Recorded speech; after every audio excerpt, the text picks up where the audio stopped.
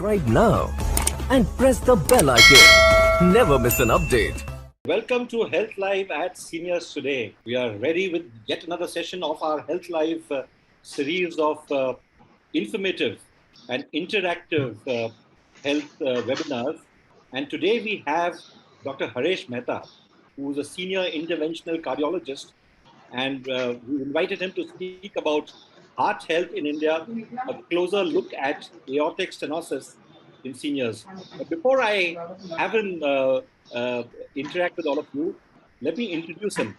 Dr. Haresh Mehta is a senior interventional cardiologist, as I mentioned, with nearly 20 years of well-rounded clinical, scientific research and academic experience. He's a fellow at King's Hospital, London, Lenox Hill Hospital in New York, and a Hanush University Hospital in Vienna. He is currently with the PD Hinduja Hospitals in Mumbai. He is a regular on the global lecture circuit, where he offers his expertise and skill in teaching and training. Dr. Mehta has presented papers at many international events and conferences, including the American Heart Association and the Cardiology Society of India, amongst others.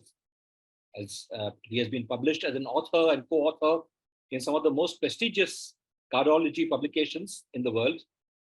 He got trained as an independent implanter, the TVR technique, and which is what is the percutaneous aortic valve replacement. As it happens, this is also the week for heart valve awareness across the world, and it is only appropriate that we have you here, Dr. Mehta. How are you? Good. Thank you, Pradhivan. It's my pleasure to be here with all of you all today. It's our privilege that you are with us. We've had, as I was mentioning just before the session, we've had quite a few doctors from Hinduja Hospital, and it's always a pleasure to have you all here, because you all have such a wealth of experience across over the years, and our people over here would only benefit from that. As always, we will, Doctor, we will request you to make a presentation on the topic. Sure. And to all our people over here, please put in your questions in the Q&A box and mention your age and gender, and we would be able to take those, Doctor would be able to give you a more considered reply. Over to you, Doctor. Right. Thank you very much, and welcome everyone. I'm going to start sharing my screen. I'll make a very small presentation, and probably we'll keep more time for answering questions.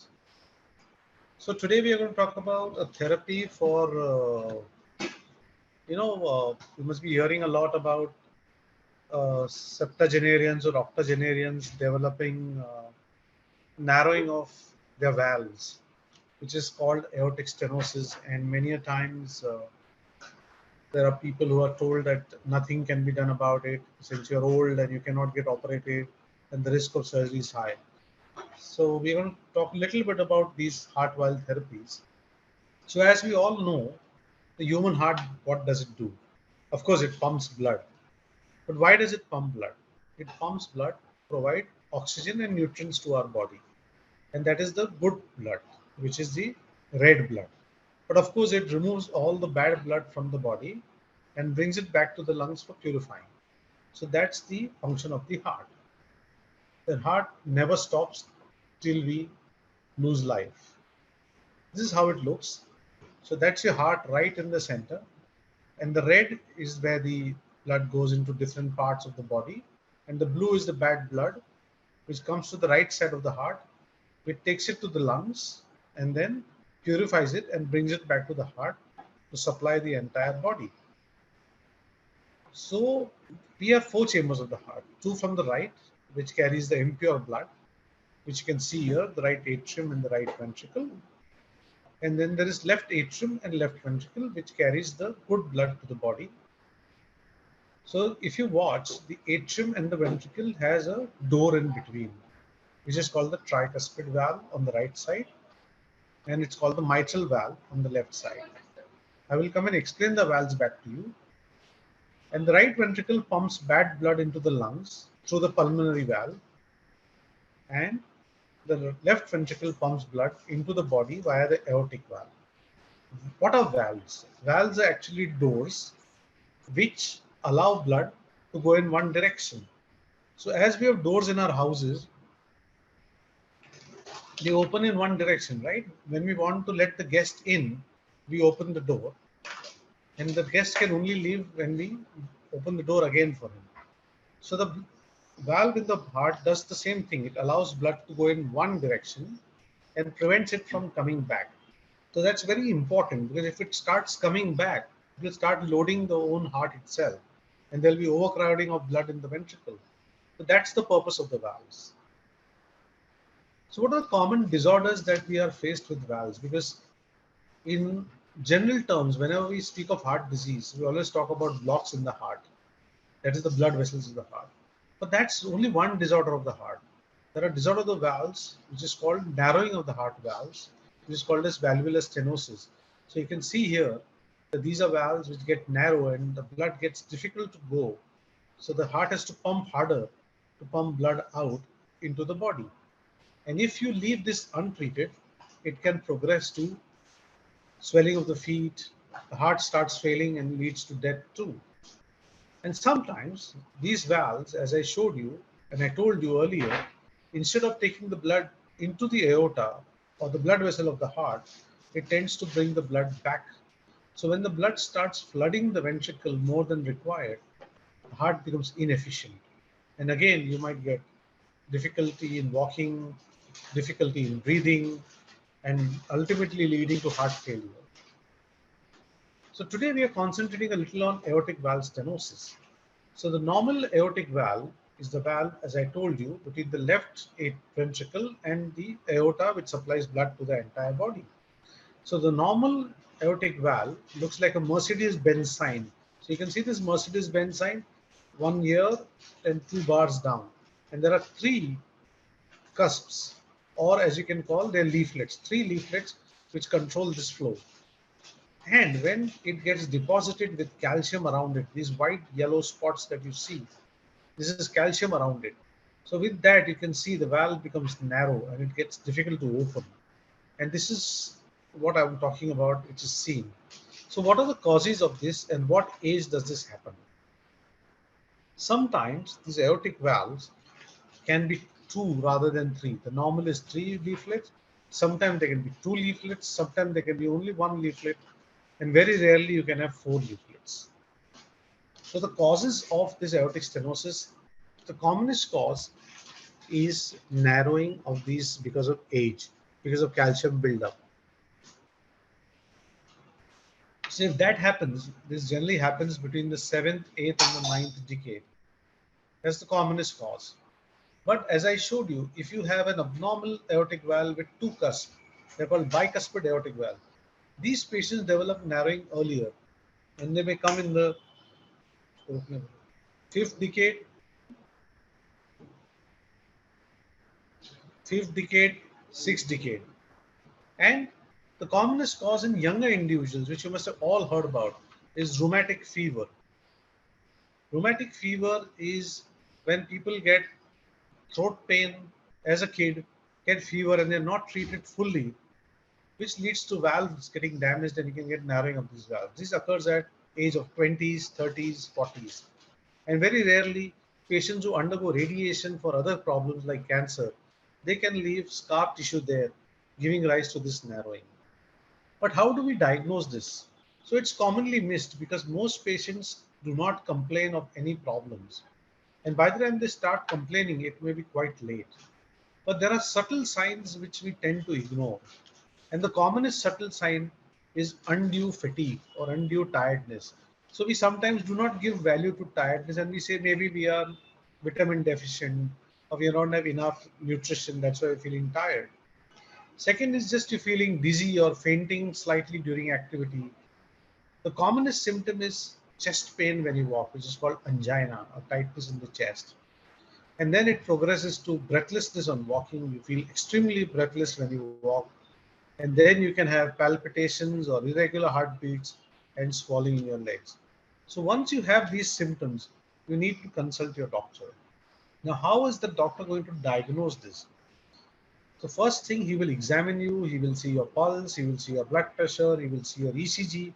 And when he puts a stethoscope on your chest around this area, he can hear an additional sound, which is called a murmur. It's like a rustling of a leaflet. So when the leaflet rustles in the wind, that sound that is created, that can be heard by the doctor by the stethoscope. And once he hears that, he knows that something is wrong. And once that sound is heard, the doctor will generally tell you do an echocardiogram and may also ask for some blood tests. He may ask for ECGs, he may ask for a CT scan, and very rarely a stress test. So once this is diagnosed, what options do we have? Can we leave it medically? Do we need to operate it? Or do we have any other options? So when the aortic valve stenosis is mild or it's moderate, that means it's not severe enough to do anything about, then we leave those patients on medicines. We do not do anything else besides medicines and follow these patients up at 6 monthly, 3 monthly, or yearly intervals, depending on the severity we see, to decide whether it's going to progress or it's going to remain the same. Once it gets to the tight level, before this therapy came us, which we're going to discuss about the TAVR therapy, in young individuals where surgery was not the best option, we used to use a balloon, which you can see across here, is across the valve. And we used to balloon these valves and allow the flow for some time. But unfortunately, because of calcium in these valves, the balloon therapy does not last long. It only temporarily provides relief, and in a couple of months or a few months, it narrows again. So this is only a palliative measure. It's not a final corrective measure in such patients. It's only reserved for young individuals where putting a valve in a young age is not a great idea, or it is reserved for very severely ill patients who cannot undergo surgery or are waiting a TAVR therapy. So these are the patients we use balloon valvuloplasty. The gold standard, the best option for these treatment has been for time immemorial open heart surgeries where you can open the chest either in the center or from the side in the axilla from your side of your arm, and then the patient's under general anesthesia and they replace this valve. So they remove the valve and put a new valve inside. This has been a standard of therapy for a very, very long time. And then there are two types of valves which have been used. One is a mechanical valves or the metallic valves, which is a man-made material, or which is like a metal, or a biological or a bioprosthetic valves, which is made of animal or human tissue. When I mean animal or human tissue, it's made either by porcine or a pig pericardium, or the covering of the pig's heart, or the covering of the cow's heart. That's called the beef pericardium. And of course, we have valves which have similarly bioprosthetic valves which have genetically engineered leaflets, which are now coming in for the future. These biological valves generally degrade over time and may require another replacement in the future.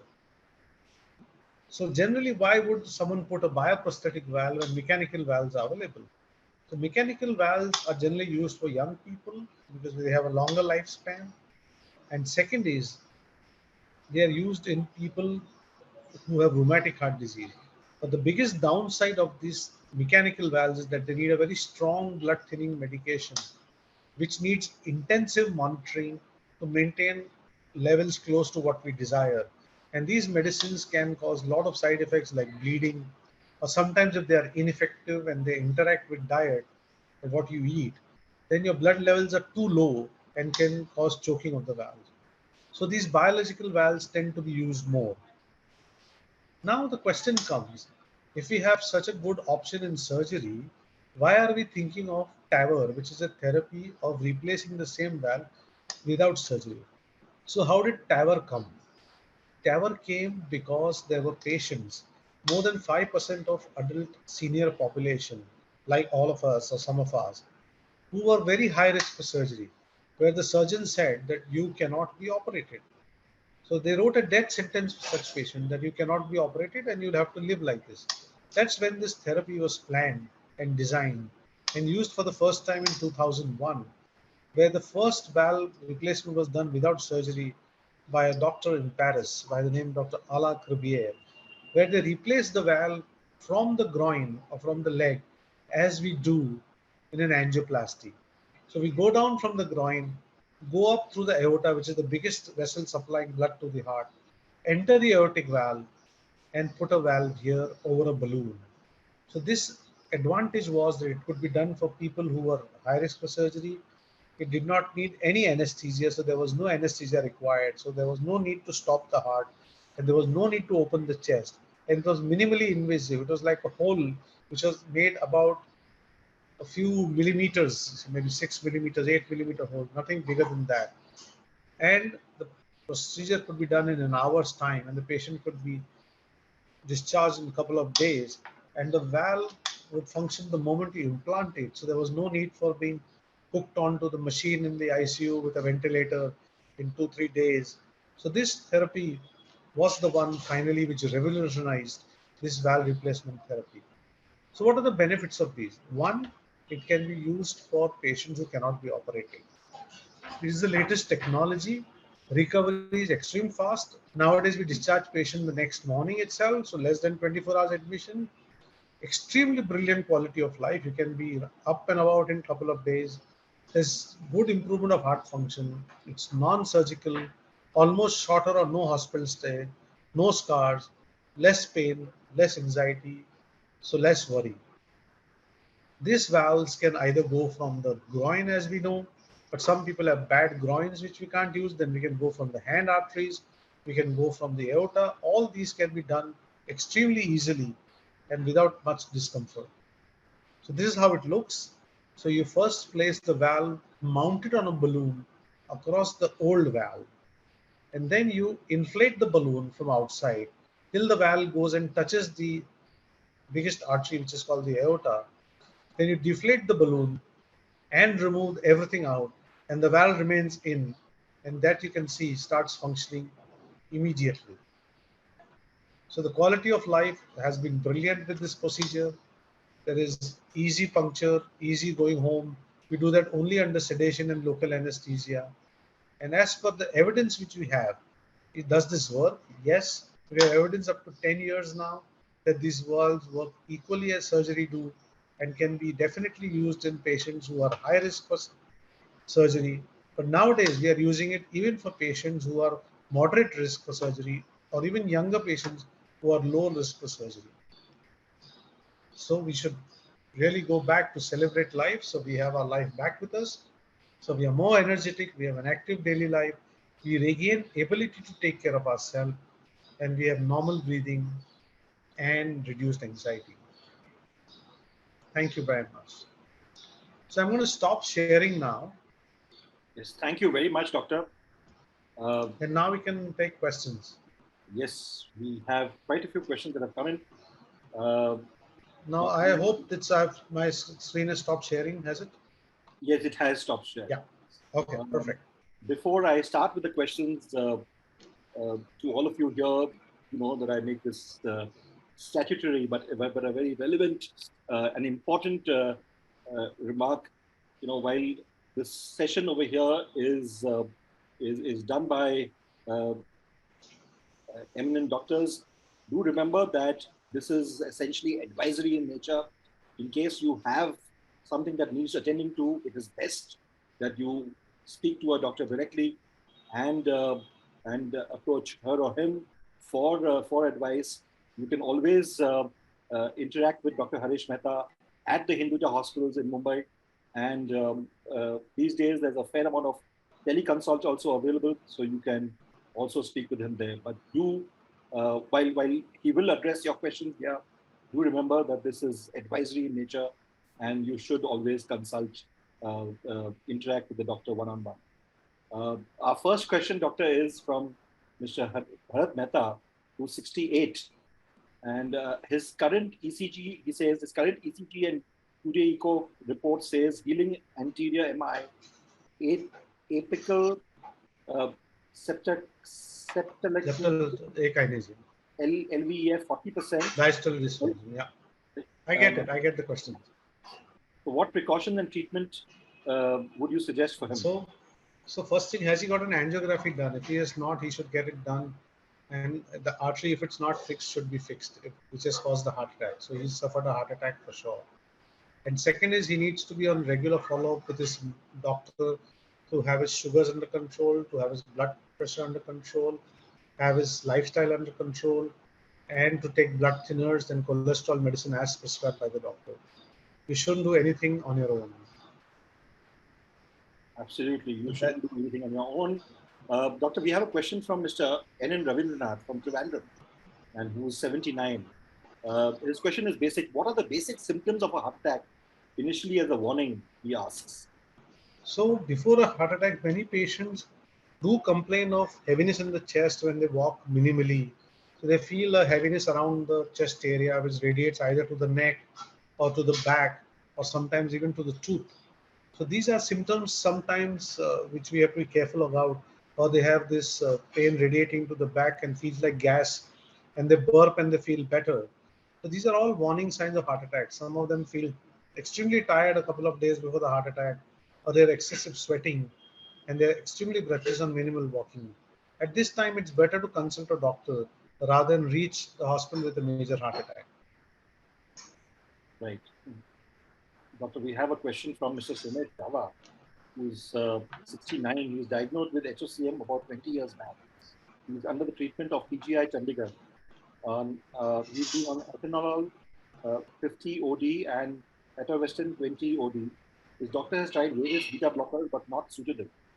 His father had one and brother among 4 siblings had it. Both his father and brother have passed away, died at 67 and 63, but passed away due to some other problems. He's saying that though his gradient is not very high and the progress of the disease is not very high, he is very symptomatic. His doctor suggests septal myotomy, but he's yet to find a cardiac surgeon who can regularly perform myectomies in India. His question is, I'm not a patient of septal alcohol ablation. Is there any center in India where I can get my procedure done? Is there any development in the new technique for reducing the gradient and the symptoms? Okay. So as I understand correctly, you have hypertrophic cardiomyopathy.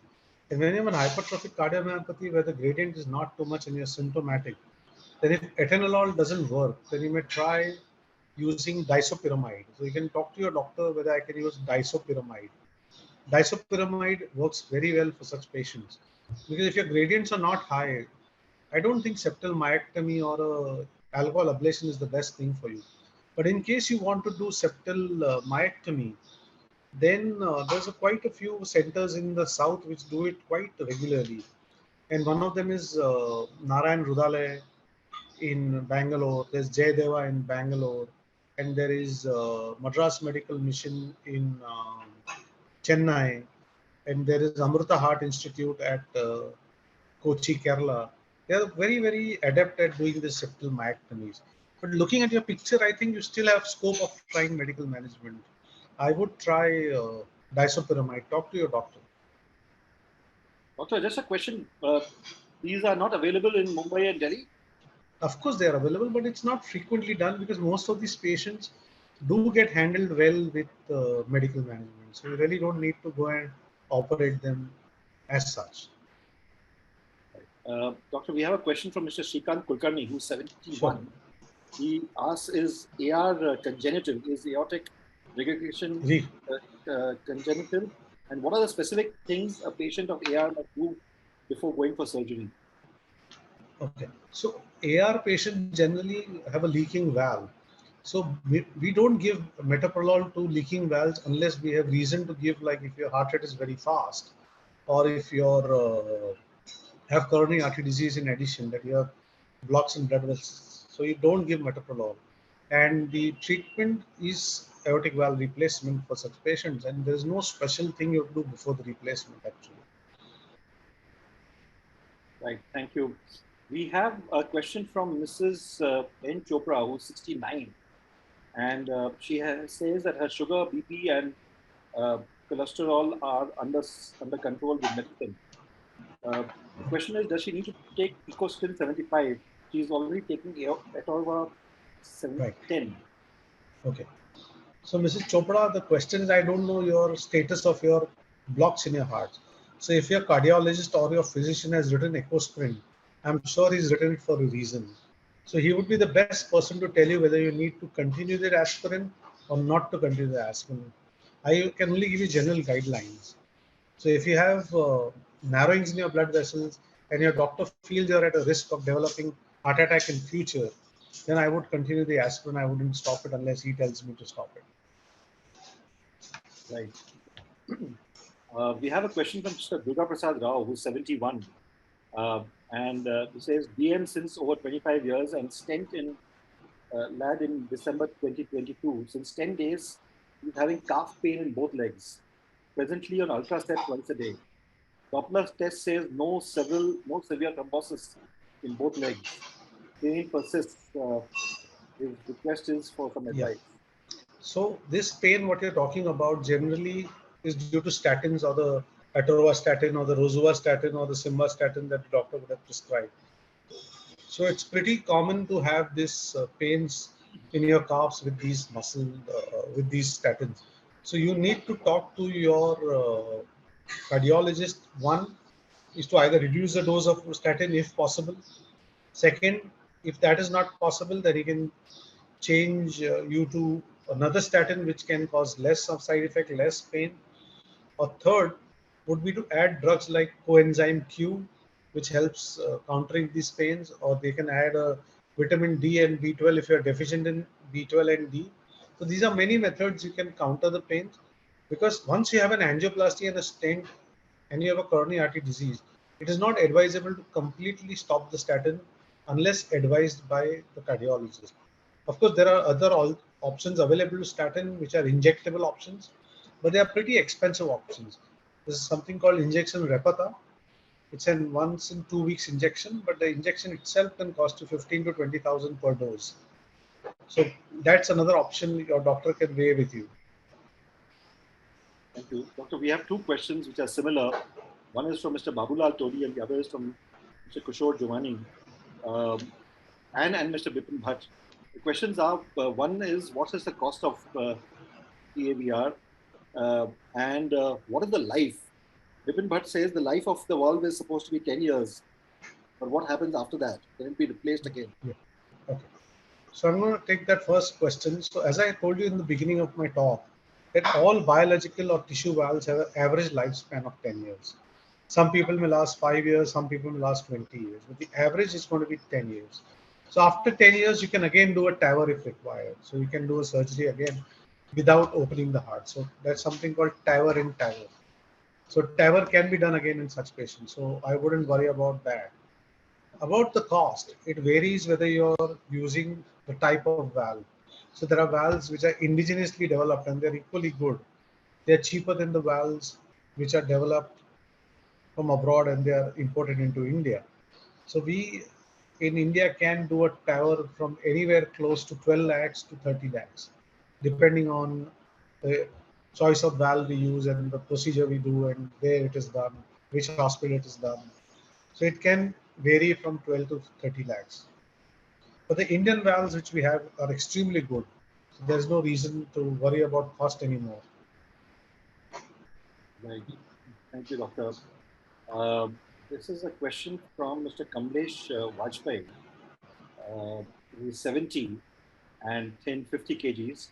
He has high BP for some years. He takes medicines, felt tightness in the head, difficult to walk, angiography done, no blocks, only low sodium. He took sodium tablets. Are they harmful? And as I mentioned, he's 70, lean and thin, and he's been walking regularly till now.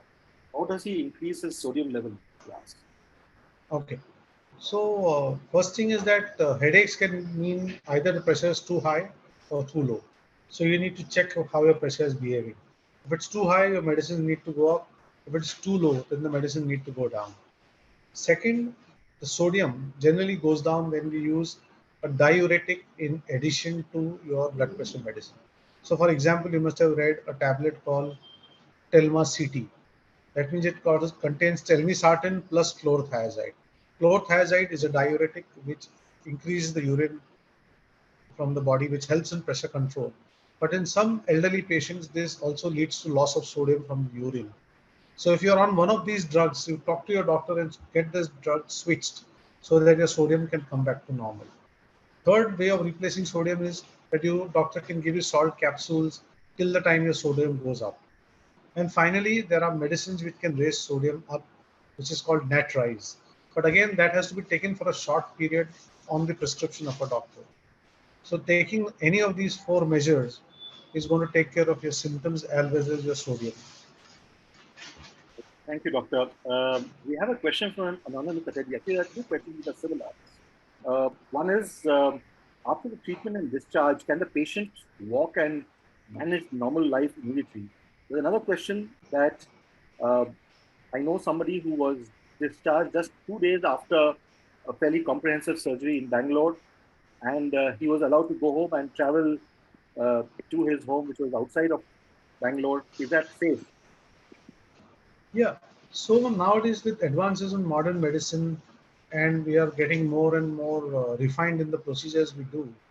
So we have patients, in fact, driving themselves to the hospital and driving out themselves. So that's a reality in life, and it's been seen. So I wouldn't worry. If your doctor tells you go, you can go walking. Sure. So in cities like Mumbai and Delhi, Mumbai and Bangalore, driving itself might cause a lot of stress. That is true. That's true. I've been So, to Bangalore. It's a big stress. Doctor, we have a question from an anonymous attendee. So, longish question. I'm 60 years old and had a chance finding of 30 to 40% blockage in one heart artery, and slow movement of blood in another artery in 2017. During angiography, post wrong troponin test result and abdominal gastro upset. Since then, I have passed the treadmill task test three times. Still, I'm prescribed clopidogrel, clopidogrel 75 mg and rosuvastatin 20 mg. As I've never had pain in the heart or around, I stopped taking clopidogrel 3 years back.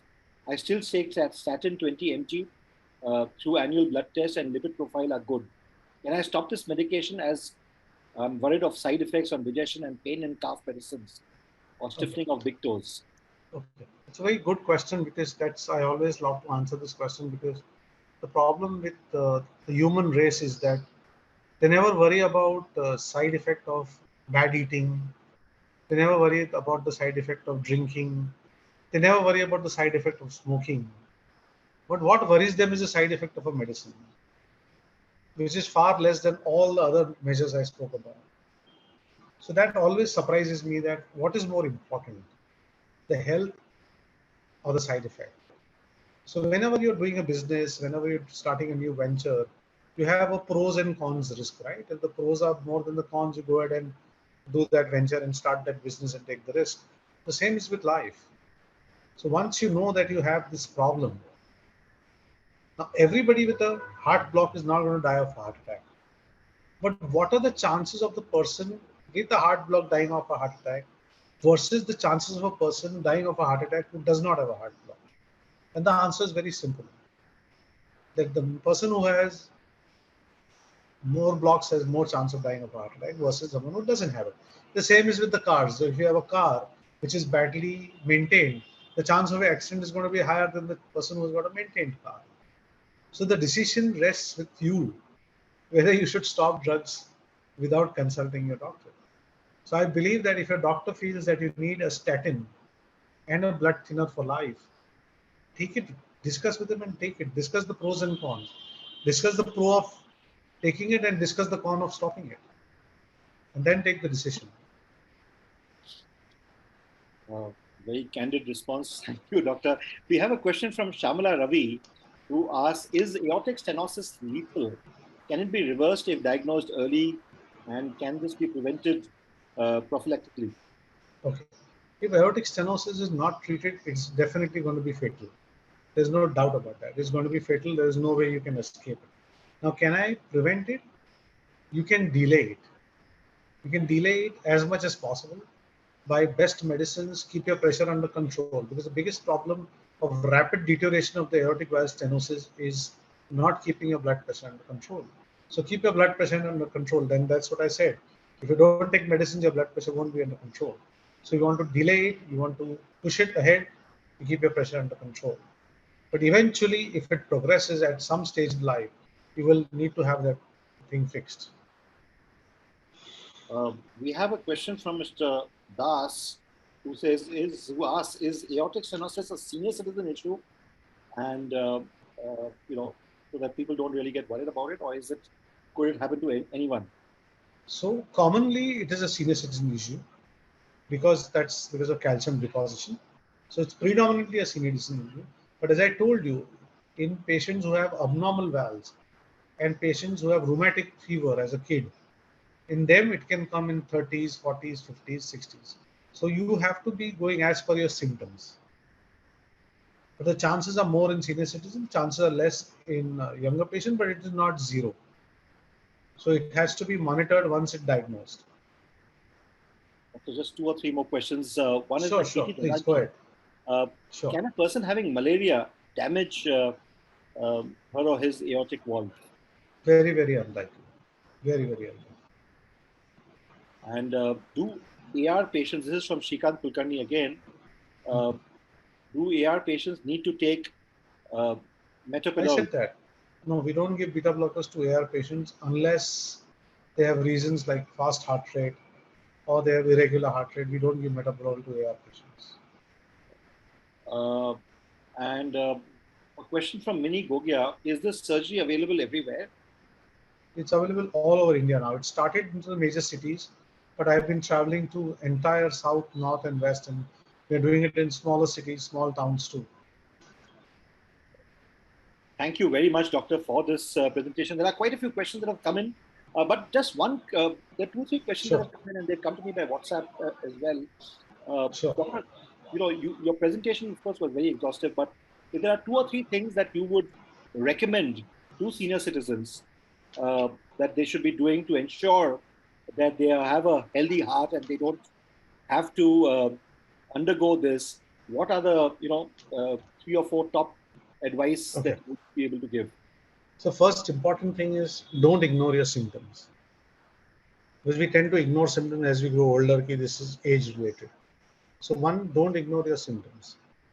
Have a regular checkup with your doctor. You choose your doctor. You have a right to choose your doctor. You choose your doctor, but have a regular checkup with your doctor. Have a conversation with your doctor every time you go there. Just don't go there and get your pulse, blood pressure checked and get the sugars report checked and say, I'm fine. Have a conversation with him if he tells you you have found something. And third, of course, lifestyle. Have a good lifestyle. Eat healthy, sleep well, meditate, walk, and live happy. And doctor, what do you think about natural, medicines that people take? Is this advisable, or is it? So naturopathy is a brilliant science. I am all for naturopathy, but it has to be a regulated science. Like allopathy is regulated. So whenever you take an allopathy medicine, you have everything written on the label. This is used for this. This is the side effect. These are the effects, and these are the. Unfortunately, the other sciences which we have in our country are not regulated by a body which tells you this is the problem with this medicine and this is the benefit of this medicine. And I would say naturopathy, I would rather concentrate more on nutrition, supplements, food supplements. They are better than trying to go for medicines where your doctor cannot convincingly tell you what is the content of the medicine and what is that medicine going to do. So that is my take on naturopathy. Thank you very much, doctor, for a very detailed presentation. Doctor, I would request you to indulge us a little bit. I'm going to request our producer to, we've just come up with our September issue of Seniors Today magazine.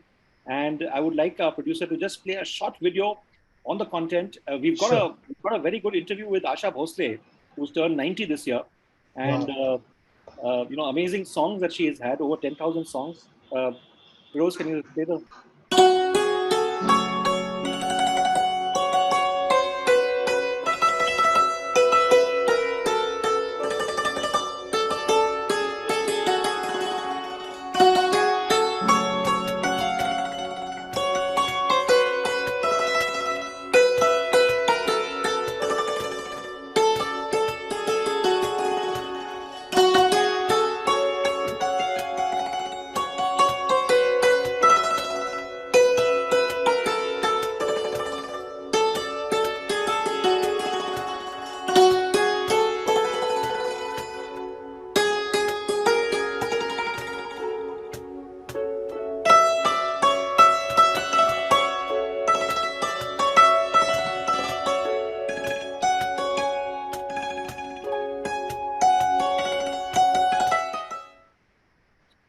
Thank you, Doctor. So this is a magazine.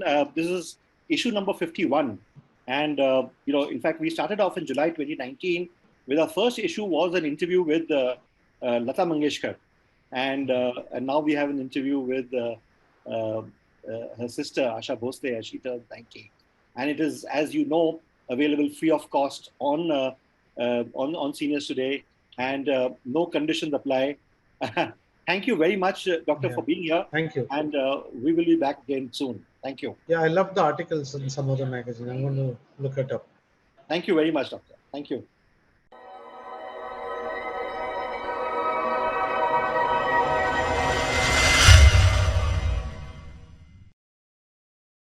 Subscribe now and press the bell icon. Never miss an update.